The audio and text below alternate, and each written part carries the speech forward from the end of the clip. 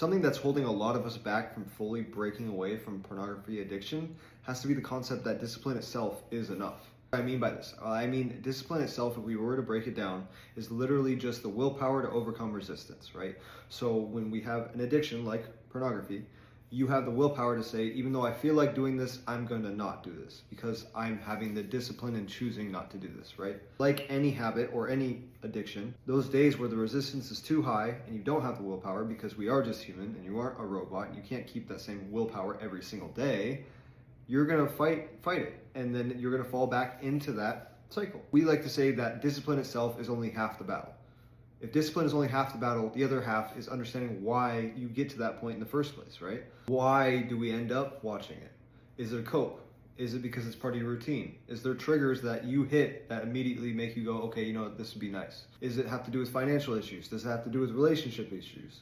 At the end of the day, pornography is just a dopamine source that is quick, instant, and because it's related around sex, it is very high on the dopamine list, right? We have to pay attention to what gets us there. And what this does is on those days where the dopamine is, or the discipline itself isn't high enough to overcome the resistance of trying to fight away that addiction, you'll at least have the mindfulness to reflect on, okay, this is going to happen. I know I feel like doing this, but the results are going to be this. There's a reason why I'm stopping. This is literally what my brain's trying to manipulate me into doing. I'm going to walk away.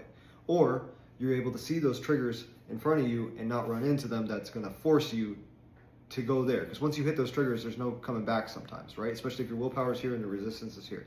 So what we need to pay attention to is those triggers as well, how to avoid them, and this will cover the other half of fighting this porn addiction and stopping completely for good, right? I also learned from a TED Talk when I had first broken up with my ex, was the brain's manipulation and chemical reaction to a breakup versus withdrawal from methamphetamine. The chemicals that go on in the brain and the reactions are quite similar. Well, what does this mean? When you break up with them, obviously there's a reason for us breaking up. It wasn't working out in the first place.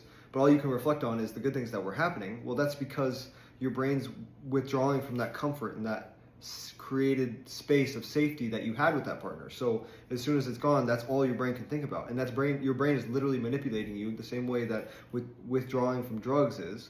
And once I understood that, I could avoid it and be like, you know what, even when I'm going down these anxiety rabbit holes where I'm like, why did I do this? I'm realizing that it's my brain trying to manipulate me and being like, well, we had comfort over there, why'd you leave it? Even though it wasn't working out when I was in it, that's not what I can think about, right? Well, it's gonna be the same thing for a porn addiction, right? When we understand what gets us there, and that our brain is literally just trying to get an easy way out, even though we have things in life we have to tackle. Once you get that coupled with discipline, because discipline is the other half, porn addiction will be broken for you, and this is how we separate from it completely.